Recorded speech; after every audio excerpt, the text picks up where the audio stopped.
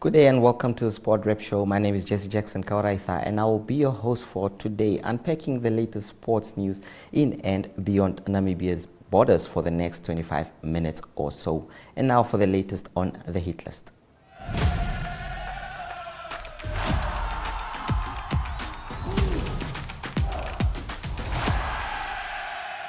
On the hit list, we start off with Peter Shasha Shalulile, as they call him. By the time Peter Shalulile retires, his name will continue to echo in the history books for eternity, having achieved some of the greatest feats on the football pitch. The dusty streets of Hogota in Windhoek forever rejoice and boast about the player who once played street football before rising to become one of Africa's most decorated forwards. Shalulile has not only earned global recognition by becoming the joint South African Premiership top scorer alongside Siyabonga Nomvete, but he has also broken numerous records in South African football. His decision to remain in South Africa at Mamelodi Sundowns, despite rumors of a move, may prove to be one of the greatest choices made by both him and the club, as he now stands just one goal away from becoming the PSL's all-time top scorer. And now we also have some highlights for you. Obviously, the Gold Cup continuing, JSB Gold Cup, and UNAM at this time was unable to convert any try or point against Walvis Bay Kudus, who were on fire. Let's have a look at those highlights once again.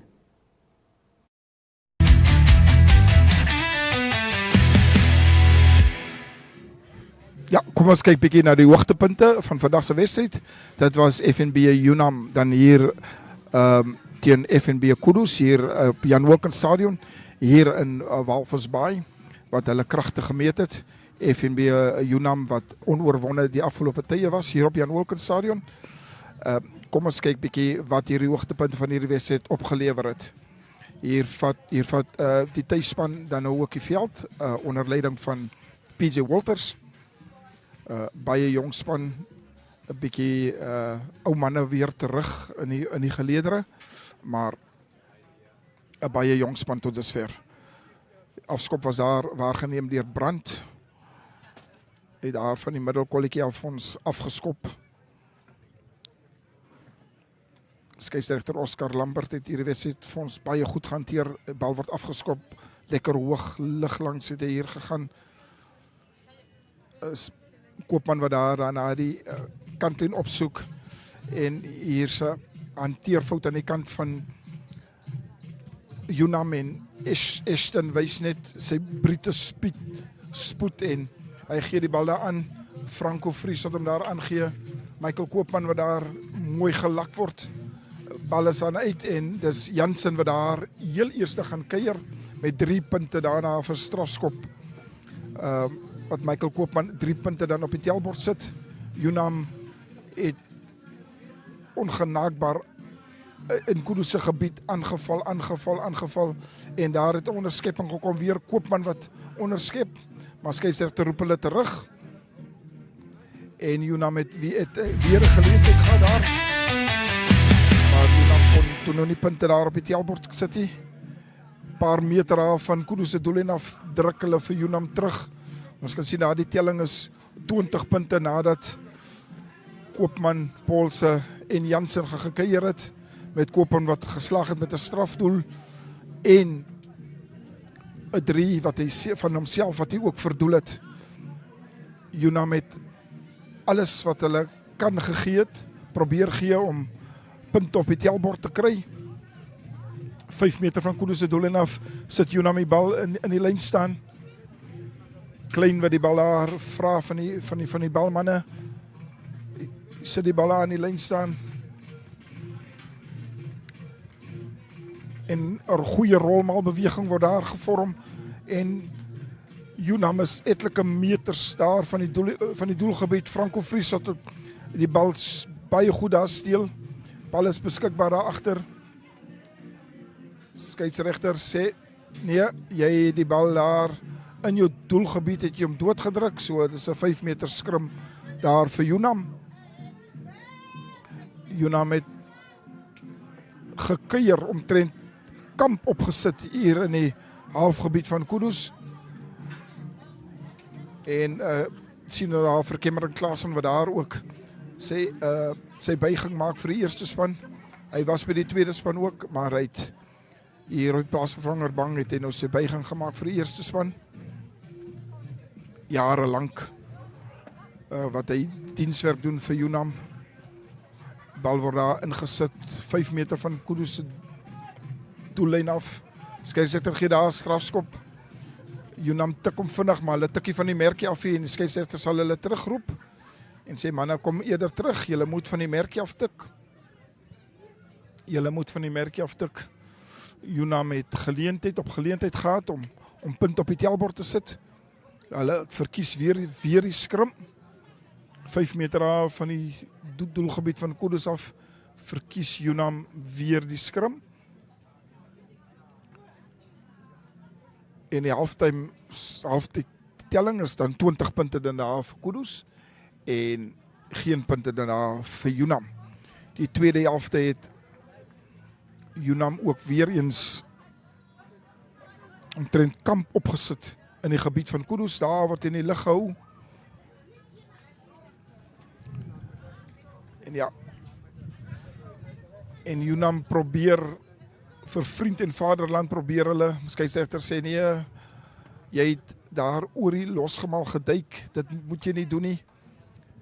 En die verdediging van Kudus het net gehou om vir Unam buite die doelgebied van Kudus te het. En daar is Kudus se skrimwerk wat heel dag vir Unam 'n kopseer was. Ons sien daar Michael Koopman het ook geskuif van loskakel af na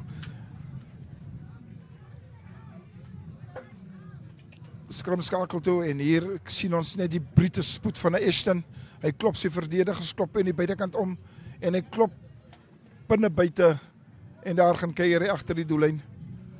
Brute spoed, Plato wat aanlep palle toe. Hy tref hom aan met die regtervoet. Die bal is daar teen die paal en van die paal af slaan hy in en hy sit 2 punte by en dis 27 daar vir Kudus.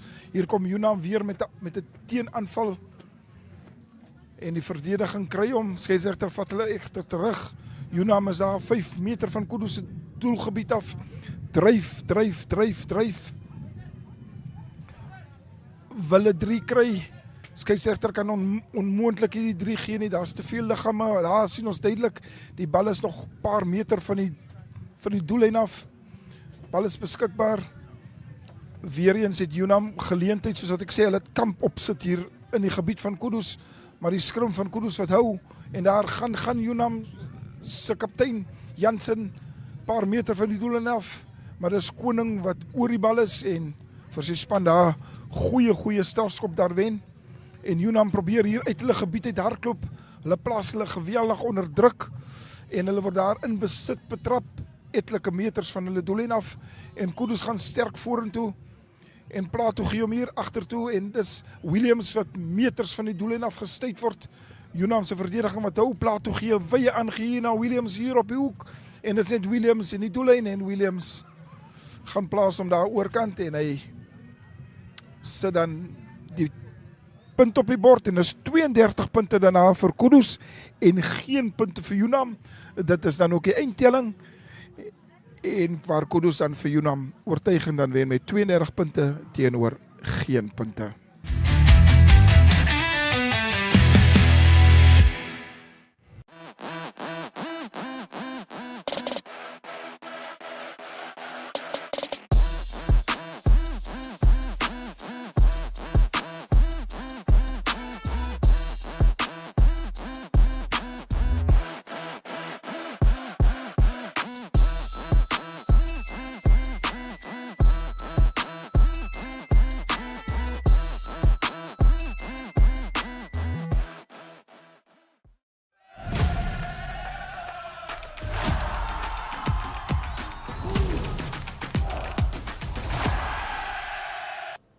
In our Zoom In segment, we tackle the aspect of professional football, and there is no other than Olsen Kahiridi to shed more light on that.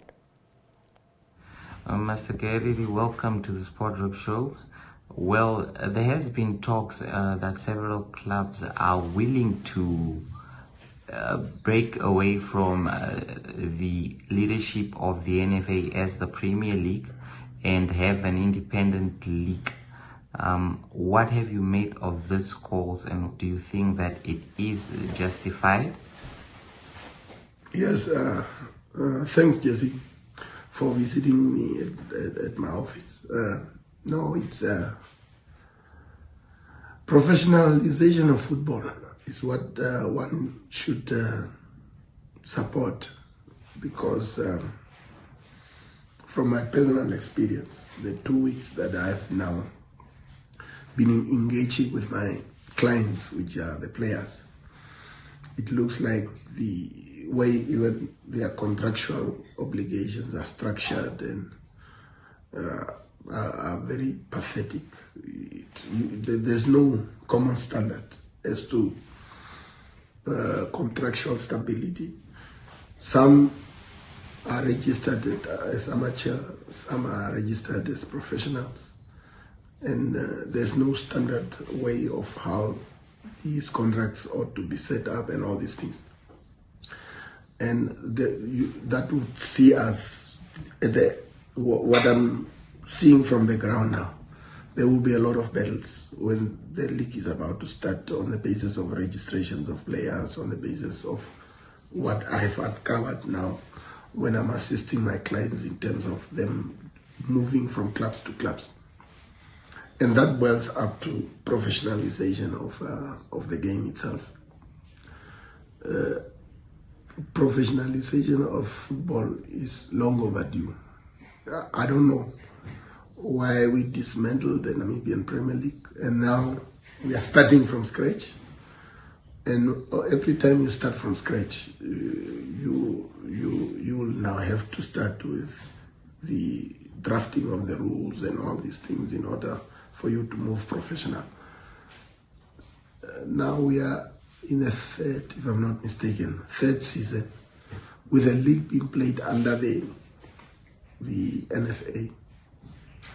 And the NFA not indicating as letting this league go to become an entity on itself, because NFA's duty is to regulate football. They regulate football. They cannot run football. They must be able to regulate the game. Now, I support the clubs that says we need to run professional, because the rightful heirs of the league itself ought to be the clubs in that league at that current stage. Now, if it's run by the NFA, which is not part of the clubs, it becomes awkward, because globally the league is run and owned by the clubs themselves that are in that league at that season. So the call to professionalize is long overdue, and I don't know how far the government is, because government made money available, which I believe is 50 million, to help the leagues to become professional.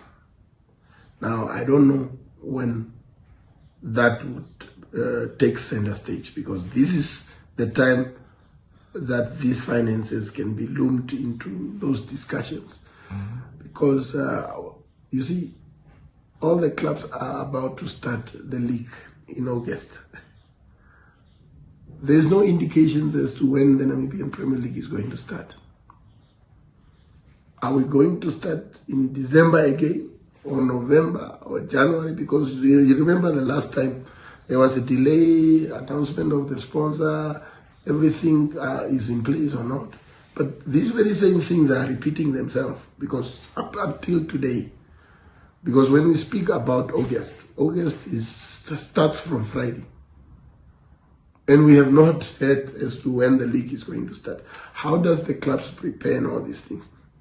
All these things are requirements of the league itself becoming professional. Because by now, the league, the teams that are in the Premier League's chairmen by now should have discussed the modalities of the league for season 2025, 2026. But we don't see that. Because us now will be compelled to start the league a little bit late and have double locks. I'm very shocked as to how our football is. Imagine our football times is been kicked. Football is kicked for 4 to 5 months. In a whole 7 months, there's no football in a calendar year. Now, if you want to have proper players, they are only active 5 or 6 months, and half of the 6 months they are not active. And 98% of these contracts are absent when there's no football. So I don't know what those who are in charge of football wants to do, but I would definitely 100% support the game itself to become professional. On that basis, then we will be stakeholders into this professional setup, and what we do is according to books. But now, today you engage, only some clubs behave in a professional manner, but the majority of them, they are still operating at the boots of the cars. They don't have offices, and this is a big concern.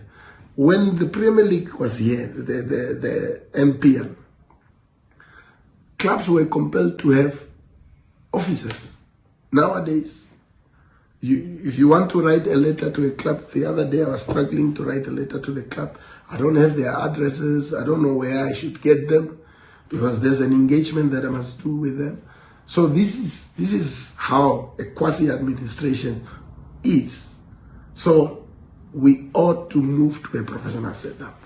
Thank you so much.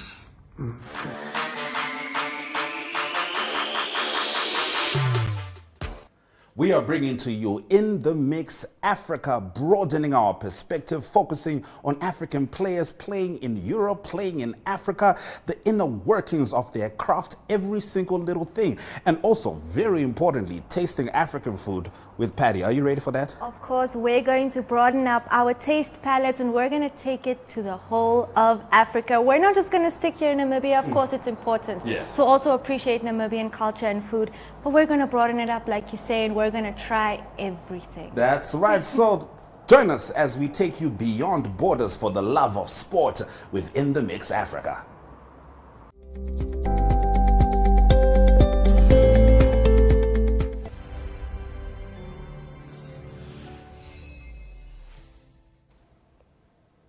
Now the Brave Warriors Road to the World Cup campaign is going on, and obviously there will be a big match between Eshoke Chula Chula and African Stars on the 31st of August, which is a Sunday. However, Tim Ekanjo of MTC, who is the road campaign chairman, explained how this tournament will work, as well as the celebrity team that will be competing in that competition.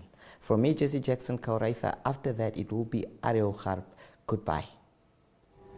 We have obviously come a long way in a very short space of time.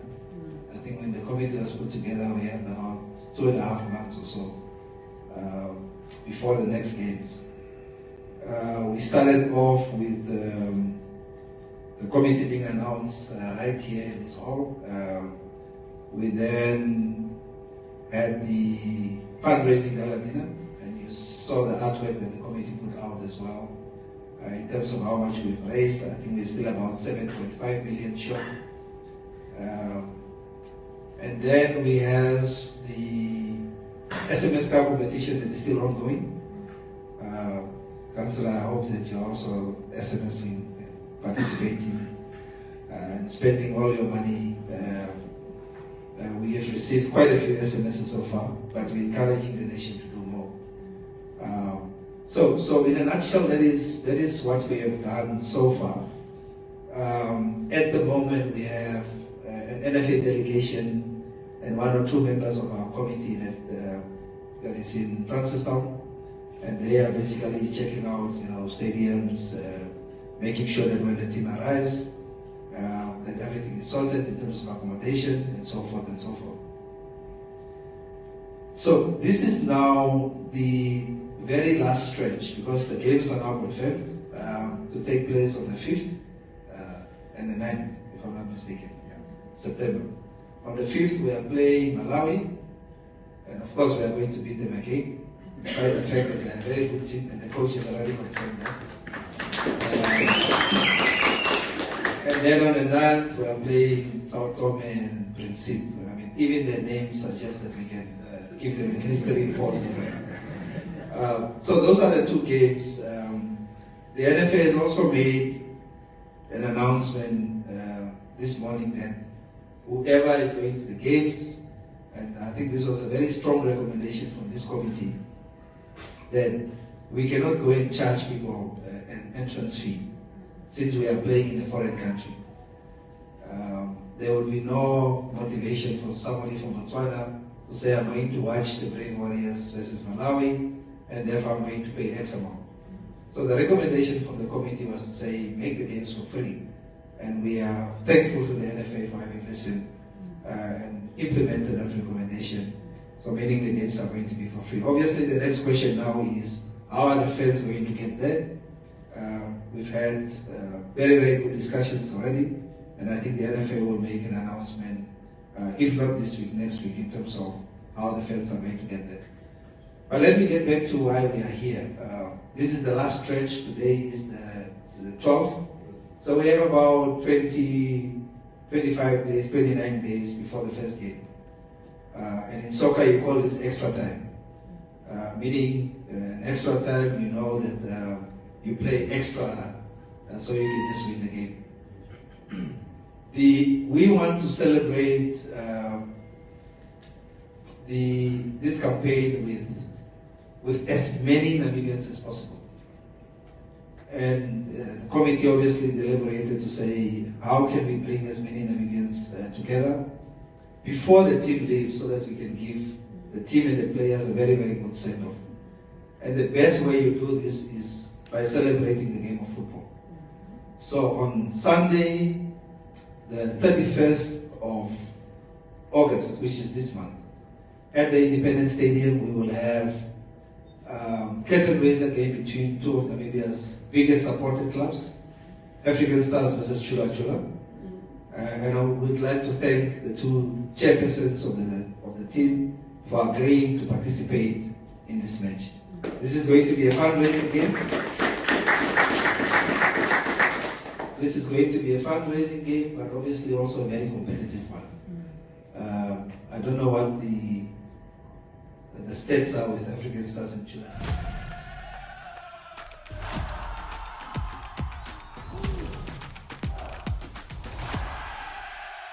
Good day, everyone. Time for international sports news, and starting off with soccer news first. It is still in the English Premier League, interesting developments in transfer news.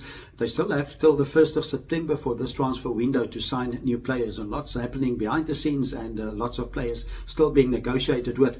The news from Arsenal is that they've made a massive signing in Eberechi Eze, and he plays for Crystal Palace. He's one of their forwards who also plays for England, and it's a significant signing because Tottenham Hotspur were negotiating with him, and it looked like Tottenham Hotspur will sign him, but now Arsenal got the signature of Eze, and he will be a good replacement also for Kai Havertz. He's one of the forwards for Arsenal that's injured at the moment. He's got a knee injury, so he might be out for much of the season. Arsenal play Leeds United this coming weekend in the English Premier League, and that will be a home game for Arsenal. Still, Alexander Isak is currently contracted with Newcastle United. He's still determined to join Liverpool, but it's negotiations that's ongoing. It's still 3 years left for him on his contract. So it's an expensive transfer if Liverpool do that. They've made an offer of more than 100 million euros earlier, a few weeks ago, and that was declined by Newcastle. So at the moment, it is Isak that's not training with Newcastle. So it is ongoing developments. Liverpool might make a new offer for him that is before the 1st of September. Interestingly enough, it is Newcastle and Liverpool that will play on this coming Monday. That game will be played at Liverpool. More international sports news is rugby news. It is England that's ready for the 2025 Women's World Cup that will start in England. They're hosting that, and they've named the unchanged side that was from the side that played against France on the 9th of August. That is for the opening game against the USA. That team announced by coach John Mitchell. So it's a big tournament for England. They also play against Australia and Samoa in the group phases, and the captain of the team has been confirmed as Zoe Alcroft, and it is South Africa that also play in the tournament, and they will play their first game this coming Sunday. They will play against Brazil. Then to close off today's international sports news, it is tennis news. The US Open men's and women's tournament, it starts on Sunday. That is the singles and the doubles. The mixed doubles, there was a change in format. They played it actually before the start of the singles, and they made a change as to many of the top-seeded players in singles can also play in the tournament. It was controversial. Only 16 teams, or 16 pairs competed. So in the end, it was won. The mixed doubles was won by Sarah Irani and Andrea Vavasek. Swiatek and Casper Ruud in the final by 6-3, 5-7 and 10-6. So that is a win for them in the mixed doubles in the US Open. So now the singles will start on Sunday, and it is a tournament that will go on for 2 weeks. So lots of excitement. US Open in New York. That's international sports news for today. Hope you have a great sport day, and we'll talk international sport again tomorrow. Goodbye.